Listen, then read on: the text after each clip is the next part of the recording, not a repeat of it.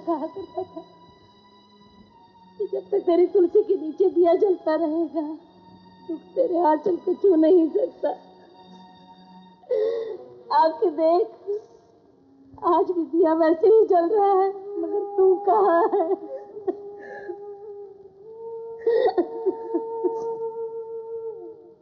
तो तू क्यों चिंता करती है? अरे भगवान ने तुझे 2 बेटी दिए हैं।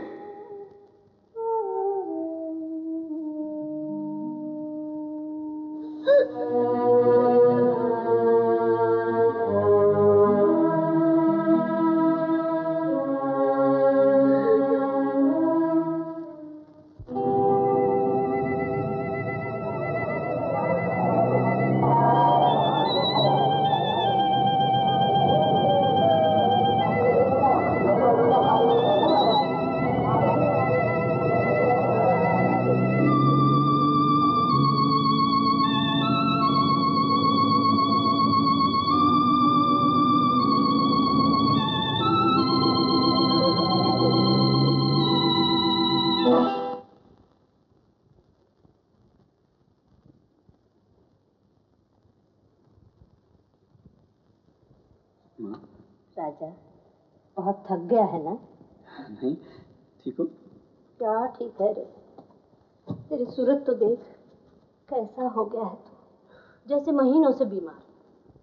कोई फिक्र नहीं, तेरा आशीर्वाद रहा तो ये दिन भी नहीं रहेंगे। मेरा तो रोम रोम तुझे आशीर्वाद देता है, लेकिन लगता है मेरे आशीर्वाद में कोई असर है ही नहीं। नहीं माँ, ऐसा क्यों कहती हो? तो और क्या, अगर असर होता तो वो लोग जो कल तक झुककर सलाम करते थे आज इतनी बेइज्जती तो करके न जाते। बेइज्जती? किसने की बेइज्जती? बता ना माँ। मकान मालिक 15 दिन की मोहलत दे गया है। वीरेन ने हड़ताल के दौरान कुछ लोगों से कर्ज लिया था, वो भी आकर शोर मचा रहे थे। तू फिक्र मत कर, ये ले, इसको बेच देना, मैं उनका मुंह बंद कर दूंगी। नहीं माँ। लेना राजा, जब तुझे नौकरी मिल जाएगी तो दूसरी बना देना।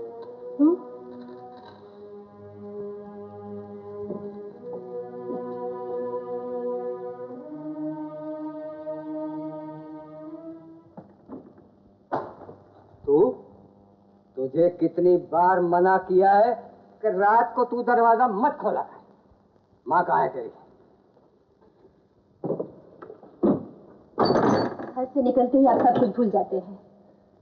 इतना भी याद नहीं, सुबह आपके सामने बुखार में तड़प रही थी। बाहर जाओ तो दुनिया के झमेले, घर आओ तो बीमारी का रोना। ऐसे जिंदगी से तो मौत।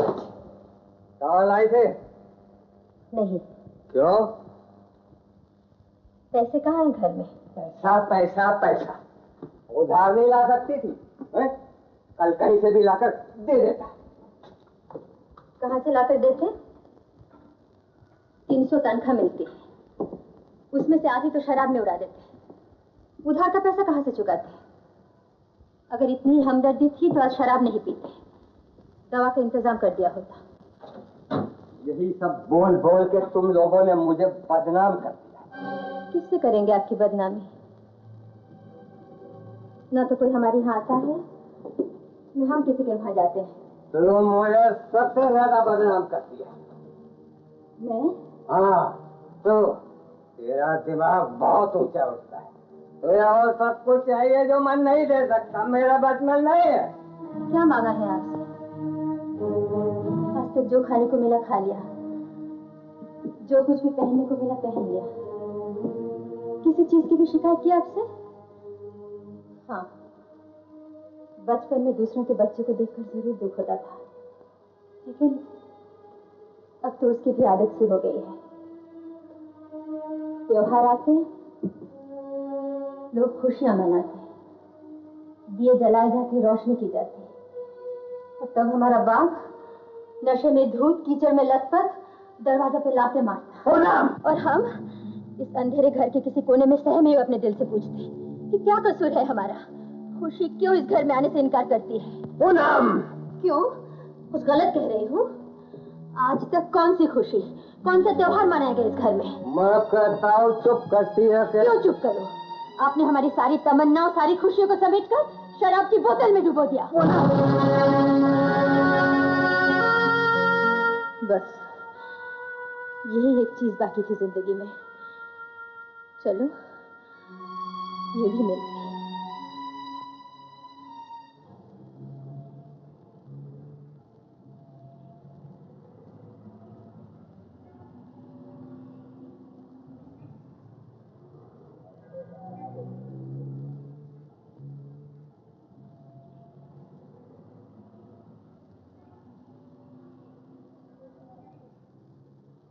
राजा जरा इधर आओ।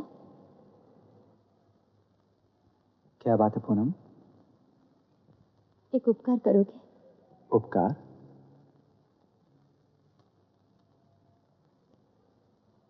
मुझे यहाँ से कहीं ले चलो। पूनम, कहीं भी, इस घर से दूर।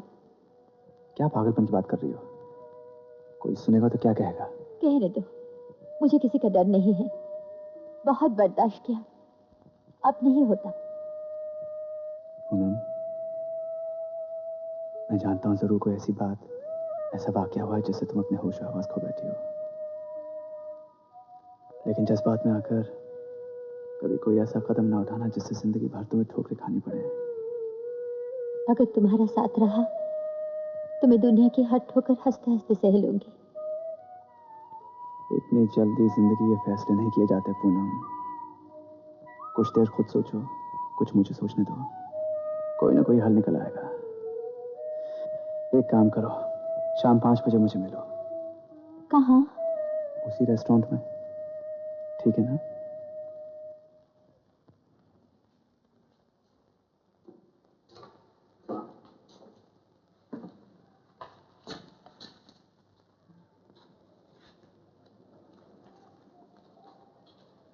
राजा, हरीश के पिताजी तुझे आज शाम को बुलवाया है। आज शाम को? शायद शादी के बारे में बात करना चाहते हैं। देख राजा, अगर पैसों की बात करें तो इनकार कर देना। कह देना कि हमसे नहीं हो सकेगा। आप हरीश की शादी कहीं और कर दीजिए। इनकार कैसे करते हैं? कितनी बदनामी होगी। लोग क्या कहेंगे? बड़े भाई ने वचन दिया और छोटा भाई उसे तोड़ रहा है। अरे वचन देने वाला ही नहीं रहा तो वचन कैसे? और उस वचन का पालन करने के लिए 15,000 रुपए चाहिए, जिसके बारे में हम सोच भी नहीं सकते। सारी जिंदगी तो वो लोग इंतजार करेंगे नहीं। हम ये समझ लेंगे कि लक्ष्मी की तकदीर में ही नहीं है।